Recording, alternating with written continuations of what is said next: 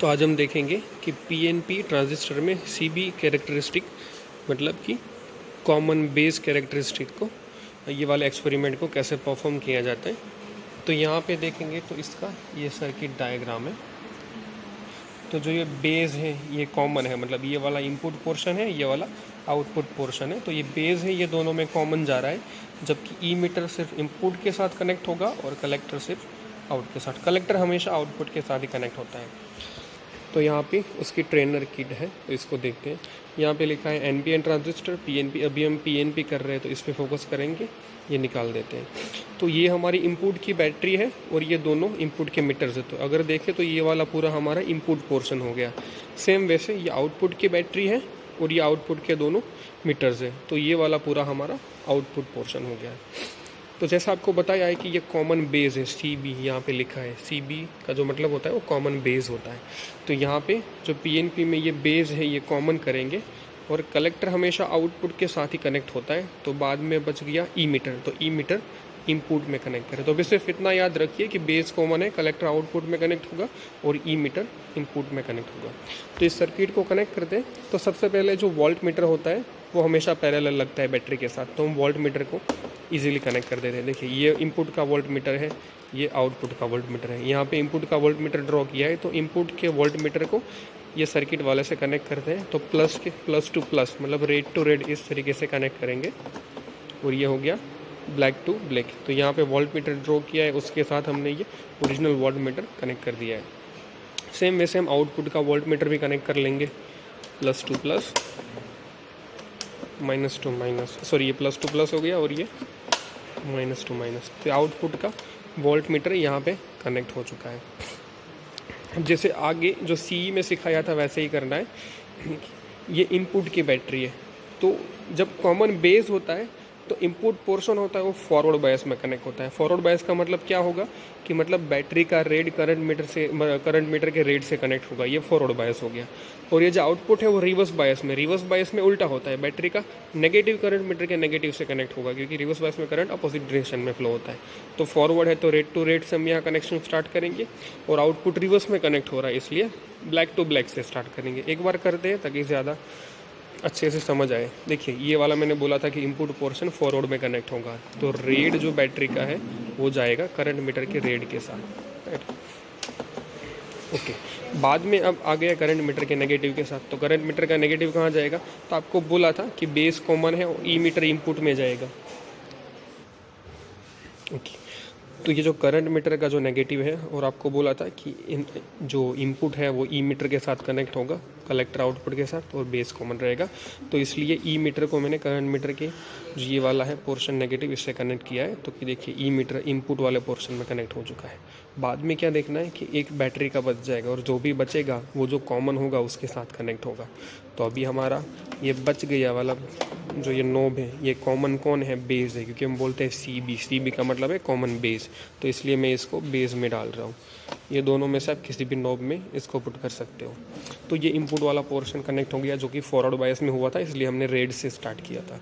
अब आउटपुट वाला पोर्शन है ये रिवर्स बायस में होगा, इसलिए हम ब्लैक से स्टार्ट करेंगे। तो कैसे होगा? तो ये बैटरी का जो ब्लैक है ये जाएगा करंट मीटर के ब्लैक में। ये रिवर्स है इसलिए ब्लैक टू ब्लैक गया, वरना रेड टू रेड ज़्यादा। ओके, तो हमने ये कनेक्ट कर लिया है। अब जो बैटरी का पॉजिटिव है वो जाएगा कलेक्टर में। क्यों? क्योंकि मैंने आगे बोला था कि कलेक्टर जो है वो आउटपुट में कनेक्ट होगा। तो कलेक्टर आउटपुट में है इसलिए आउटपुट के जो मीटर्स हैं उसके साथ कलेक्टर को कनेक्ट किया है। बाद में बच गया बैटरी का ये वाला नोब। तो इस वाले नोब को हम कहाँ कनेक्ट करेंगे? तो आपको बोला कि जो भी नोब बचता है उसको जो कॉमन होता है उसके साथ कनेक्ट होता है। तो हमारा जो कॉमन है वो भी यहाँ पे बेस है, तो इसलिए मैं इसको बेस में डाल रहा हूँ। तो ये हमारी सर्किट कनेक्ट हो चुकी है। और यहाँ पे एक बार आपको देख लेना है, ये इनपुट का जो करंट मीटर है इसमें दो वेरिएशंस है। ये मिली एम्पियर ले सकते हैं, यहाँ पे माइक्रो एम्पियर ले सकते हैं। तो ये जो नॉब है इसको हम रखेंगे अभी मिली एम्प्स के साथ, और मिली एम्पियर रीडिंग लेंगे तो हमें जो नीचे वाला रीडिंग है ये देखने, क्योंकि देखिए यहाँ पे एंड पे लिखा है मिली एम्पियर और ऊपर वाले माइक्रो एम्प्स के। तो अभी हम मिली एम्प्स के रीडिंग लेंगे। ओके, तो कॉमन बेस में दो कैरेक्टरिस्टिक है, ये इनपुट कैरेक्टरिस्टिक है और ये आउटपुट कैरेक्टरिस्टिक है। तो सबसे पहले ओके, और हाँ एक दूसरी चीज़ ये भी है कि मैंने इस तरीके से आपको सर्किट समझाई है। दूसरा वे सर्किट को कनेक्ट करने का ये भी है कि अगर आप ये वाली सर्किट बाय हार्ट कर ले तो फिर इस तरीके से भी कनेक्ट कर सकते हैं। कैसे? जैसे बैटरी का प्लस जाएगा वोल्ट मीटर के प्लस में, तो देखिए यहाँ पे ऐसा ही, ये हमारा इनपुट पोर्शन है, ये आउटपुट पोर्शन है। तो क्या हुआ, इनपुट पोर्शन में बैटरी का प्लस गया वोल्ट मीटर के प्लस में, तो यहाँ पे सेम चीज़ है। देखो ये वाला प्लस जो बैटरी का है वोल्ट मीटर के प्लस में गया, माइनस माइनस में जाएगा। मैं इसको पूरा एक्सप्लेन नहीं करूँगा, लेकिन अगर आप देखेंगे तो ये सेम चीज़ होगी। बैटरी का प्लस करंट मीटर के प्लस में जाएगा, फिर माइनस जाएगा ई मीटर में। आउटपुट का बैटरी का माइनस करंट मीटर के माइनस में जाएगा, फिर प्लस जाएगा कलेक्टर में, और बेस दोनों में जाएगा। तो अगर ये वाली सर्किट जो आपको बाय हार्ट हो जाती है, तो फिर इस सर्किट के ज़रिए भी आप सर्किट को, ये वाला जो बोर्ड पे सर्किट है, इसको आप कनेक्ट कर सकते हैं। ओके, रीडिंग की बात करते हैं और इनपुट कैरेक्टरिस्टिक देखते हैं। तो इनपुट कैरेक्टरिस्टिक के लिए ये हमारा ऑब्जर्वेशन टेबल है। ओके, तो ये कुछ मीटर्स के नाम है, ये VE है, ये VC है, ये IE है। अगर मीटर आपको समझने हैं तो आप मीटर ऐसे समझ सकते हैं। देखिए मैंने आपको बोला था कि बेस कॉमन है, इनपुट में कौन कनेक्ट हो रहा है, तो कि इनपुट में ई मीटर कनेक्ट हो रहा है, तो इसको VE नाम दिया जाएगा। क्यों? क्योंकि वोल्ट मीटर का V और ई मीटर इनपुट में जा रहा है, इसलिए V। तो इस मीटर का नाम होगा VE, इसका नाम होगा IE। देखिए यहाँ पे लिखा भी है IE क्यों होगा? क्योंकि करंट का मैंने I लिया और इनपुट में ई मीटर कनेक्ट हो रहा है, इसलिए E, तो IE हो गया। सेम वैसे यहाँ पे देखें तो इसका नाम होगा VC क्यों होगा? क्योंकि आउटपुट में कलेक्टर कनेक्ट हो रहा है, तो वोल्ट मीटर का V लिया और कलेक्टर का C लिया, तो इसका नाम होगा VC। सेम वैसे इसका नाम होगा IC क्यों? क्योंकि करंट का I लिया और कलेक्टर का C लिया, तो नाम बन गया IC। तो इस तरीके से मीटर्स के नाम हैं।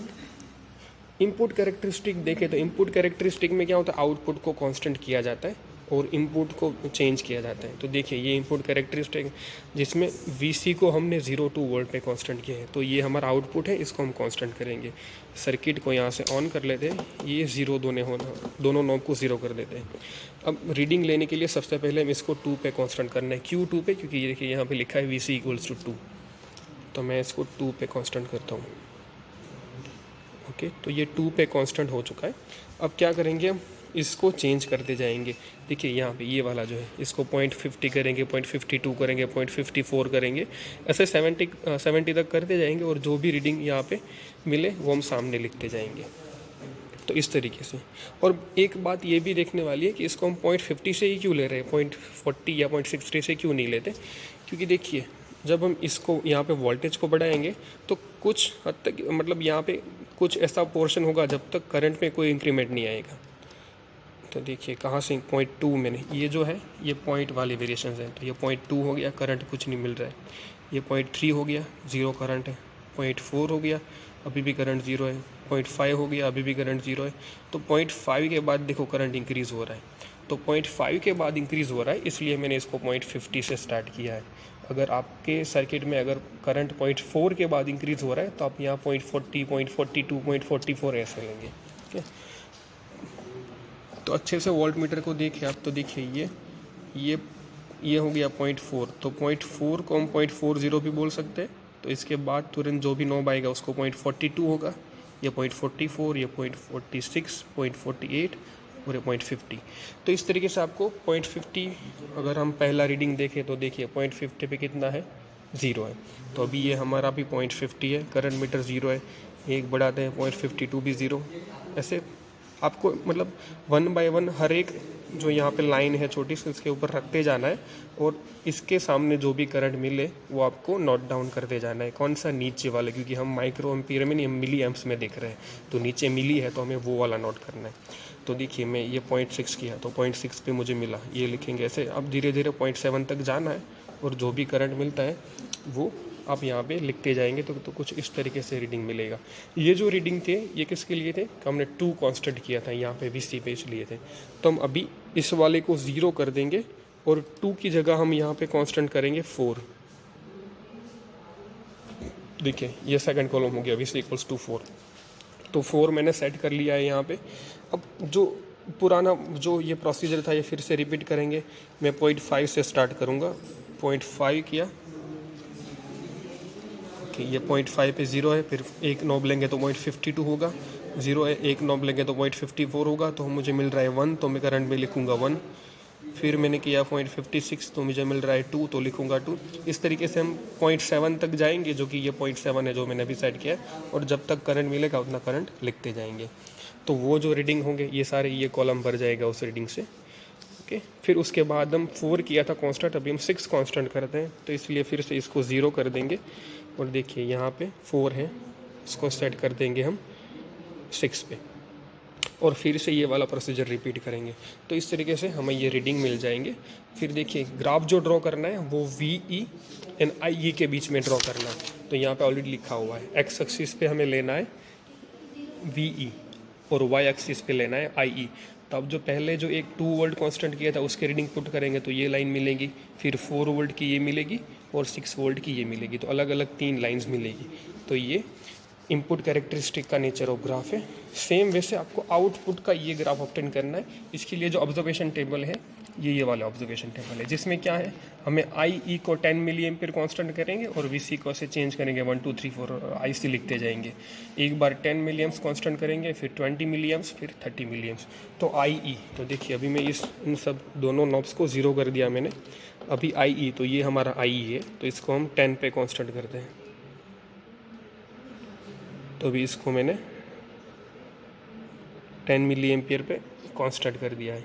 अब हमें क्या करना है, इसको बढ़ाना है। जैसे ये 2 है तो बीच में 1 आ जाएगा, तो मैंने इसको रखा 1 पे और यहाँ पे करंट कितनी है वो नोट डाउन कर लेनी है। फिर मैं इसको ले जाऊँगा 2 पे, करंट नोट डाउन कर लेनी है 3 पे।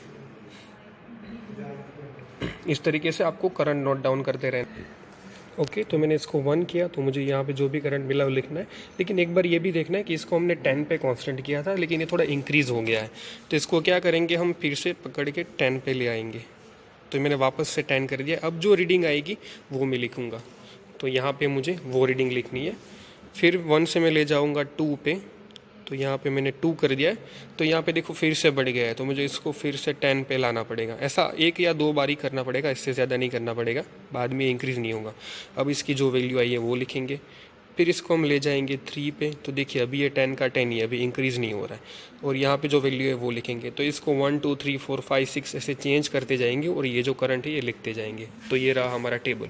तो इसको 1 2 3 4 चेंज करते जाएंगे और करंट की जो भी वैल्यू आ रही है वो लिखते जाएंगे।